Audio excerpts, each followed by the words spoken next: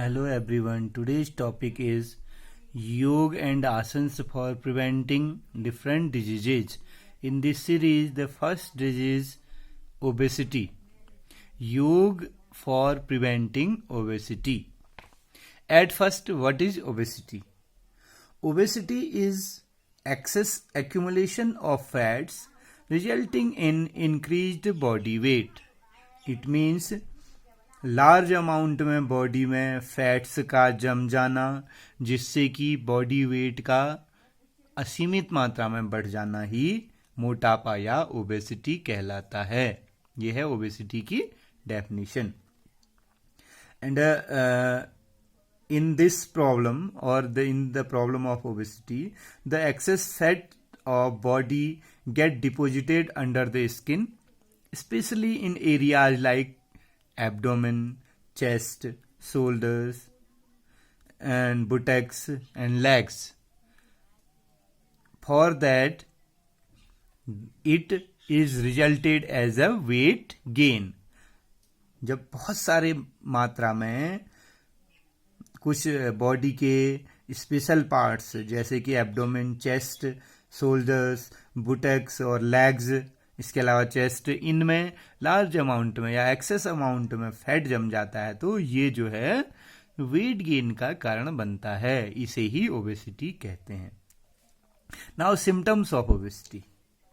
Obesity leads to many health problems. अगर बहुत सारी प्रकार की हेल्थ प्रॉब्लम्स होने लग जाएं जैसे फिजिकल एफिशिएंसी या फिजिकल पर्सनालिटी डिक्लाइन या कोई भी सामान्य एक्टिविटीज़ फिजिकल एक्टिविटीज़ करने में टायर्डनेस फील हो और इसके अलावा कार्डियक प्रॉब्लम्स हों, हार्ट रिलेटेड या ऐसे मिलती जुलती प्रॉब्लम्स शुरू हों तो और वेट लगातार बढ़ रहा हो तो ये समझ लेना चाहिए कि ओबेसिटी आने लग गई है. These are the symptoms of obesity. Now causes, some causes of obesity. The causes of obesity are wrong dietary habits, जैसे गलत मात्रा में भोजन लेना या फिजिकल एक्टिविटीज का ना करना. इसके अलावा बहुत ज़्यादा मात्रा में फ्राइड आइटम्स का खाना, फूड आइटम्स जो फ्राइड होते हैं या मसालेदार होते हैं, ऑयली फूड आइटम्स होते हैं. इसके अलावा अल्कोहल का यूज ज़्यादा करना और लाइफ स्टाइल का भी प्रॉपर ना होना, ये भी. और इसके अलावा हार्मोनल वेरिएशंस भी इसके कारण हो सकते हैं जिनमें से हाइपरथायरॉयड जो थायराइड की प्रॉब्लम है जो बहुत ज़्यादा मात्रा में हो तो वो भी ओबेसिटी का कारण बन सकता है. और इसके अलावा physical imbalance, mental imbalance, emotional imbalance और एनर्जी का ज़्यादा मात्रा में लेना, ये कुछ ऐसे कारण हैं जो कि ओबेसिटी के लिए रिस्पॉन्सिबल हो सकते हैं.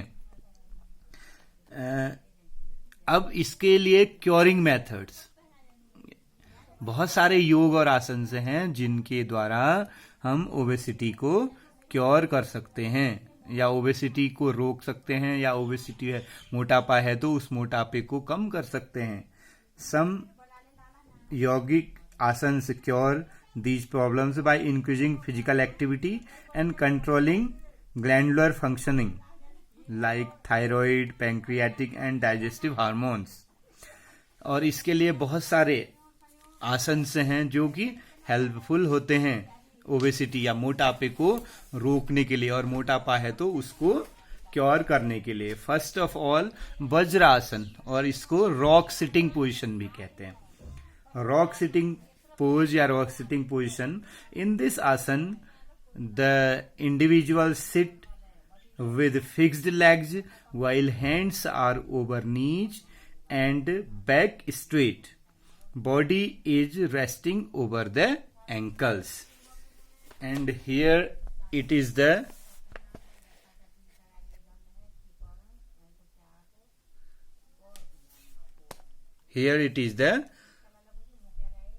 वज्रासन पोजीशन. और इस वज्रासन पोजीशन के लिए ये कंपल्सन है कि इसको हमेशा खाना खाने के बाद ही करना चाहिए और खाली पेट इसको कभी नहीं करना चाहिए. Now benefits of vajrasana. Vajrasana के क्या बेनिफिट्स हैं? First of all it controls obesity and it improves leg muscles and shapens legs. It is a meditative pose to perform various pranayams. अलग अलग प्राणायाम्स के लिए ये एक सिटिंग पोज भी होता है. And else than these it this pose or the Vajrasan pose cures gastric problems, flat foot problem and arthritis. These are some benefits of Vajrasan. Now contraindications. किन लोगों को वज्रासन नहीं करना चाहिए? The person suffering with chronic joint pain of ankle should not perform vajrasana. ऐसे व्यक्ति जिनको joint ankle pen हो, एंकल के जॉइंट्स में पेन हो, उन लोगों को वज्रासन नहीं करना चाहिए. Second asana is trikonasana. It is also called triangular pose. Triangular pose में जो आसन को परफॉर्म किया जाता है, the feet apart, try to touch opposite hand to foot while other hand is raised up and look upward. This is the triangular pose. And the diagram, it is the triangular pose. ये इस side से opposite side में भी किया जा सकता है, दोनों साइड में इसको करना चाहिए. दिस इज ट्रायंगुलर पोज और त्रिकोण आसन. नाउ बेनिफिट्स ऑफ त्रिकोण आसन. What are the benefits? First one, the trikonasana reduces obesity. अब ये obesity के लिए है तो डेफिनेटली सबसे पहला पॉइंट तो यही होगा कि trikonasana it reduces obesity. Second, the trikonasana improves trunk and legs flexibility. Trunks और लेग्स की फ्लेक्सिबिलिटीज को बढ़ाता है. And else than these, the trikonasana cures acidity, neck spondylitis, lordosis and scoliosis. These are some benefits of trikonasana. Now contraindications. किसको त्रिकोणासन नहीं करना चाहिए? The person with severe back pain should avoid the trikonasana. जिसको बहुत ज्यादा कमर का दर्द है, पीठ में दर्द है या बैक साइड में दर्द है, उसको ये त्रिकोणासन नहीं करना चाहिए. नाउ नेक्स्ट आसन इज अर्ध मत्स्येंद्रासन. अर्ध मत्स्येंद्रासन, इसकी पोजीशन जो होती है, in ardha matsyendrasana, in crossed legs sitting, one leg is placed over the other so that the foot touches the opposite hip joint, whereas hand supports the spine while looking back. Now benefits of Ardha Matsyendrasan. Ardha Matsyendrasan controls weight and obesity. सबसे पहले तो यही obesity के लिए कह रहे हैं, तो weight और obesity को control करता है. And second point, it shapes the body, body को शेप देता है. Third one is it improves spinal flexibility, spinal flexibility को बढ़ाता है. और इसके अलावा back and abdominal muscles are strengthen and toned up. ये जो है एब्डोमिनल और बैक मसल्स को पावरफुल बनाता है. And else then that the ardha matsyendrasana increases the glandular functioning, glandular functioning को बढ़ाता है. And the ardha matsyendrasana cures diabetes, arthritis, kyphosis, lordosis, scoliosis and bow legs problems. Now contraindications. किसको ये आसन नहीं करना चाहिए? The persons with severe back pain or the persons are having the problem of hernia or piles, इन लोगों को अर्ध मत्स्येंद्रासन नहीं करना चाहिए. मतलब जिनको पीठ में या बैक साइड में बहुत तेज दर्द है, या जिनको हर्निया की प्रॉब्लम है, जिनको पाइल्स की प्रॉब्लम है, ऐसे लोगों को अर्ध मत्स्येंद्रासन नहीं करना चाहिए. Now next pose is halasana, और इसको कहते हैं प्लाउ पोज. प्लाउ पोज इस बिफोर दैट अर्ध मत्स्येंद्रासन का diagram. This is the diagram of Ardha Matsyendrasan. This is the position of Ardha Matsyendrasan. Now Halasan, the plow pose. Halasan or plow pose. Plow pose. From lying position, start raising the legs so that they touch the surface behind the head. This is the Halasan. It is Halasan. And benefits of Halasan.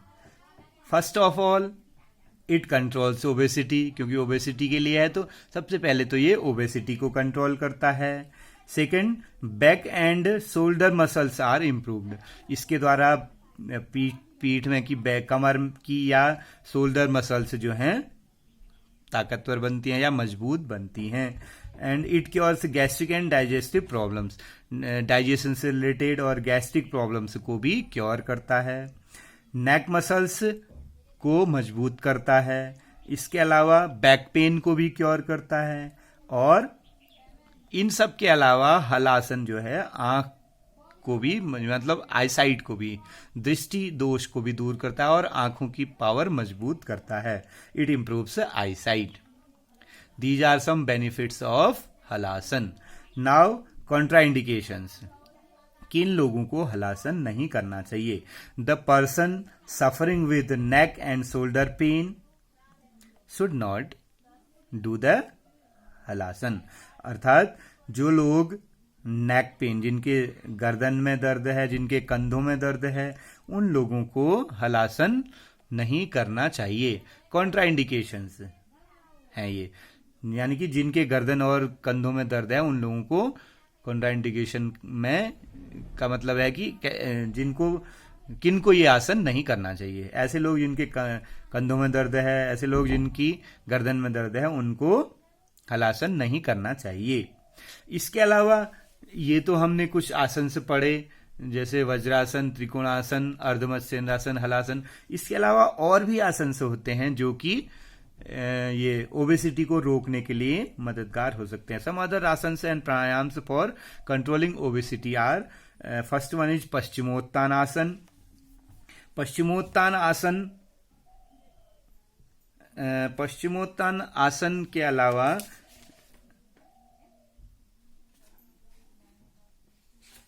Paschimottan आसन और इसके अलावा भुजंगासन, cobra pose जिसको कहते हैं, जो कि इसको क्योर करने के लिए हेल्पफुल है. पश्चिमोत्तानासन, भुजंगासन, सल्वासन या योग मुद्रा, विपरीत कपालभाति आसन जिसको कहते हैं, कपालभाति आसन. इसके अलावा सूर्य भेदन प्राणायाम. इन सारे योग और प्राणायाम और योग आसन और प्राणायाम के द्वारा भी ओबेसिटी को क्योर किया जा सकता है या ओबेसिटी या मोटापे को रोका जा सकता है. Thank you and have a nice time.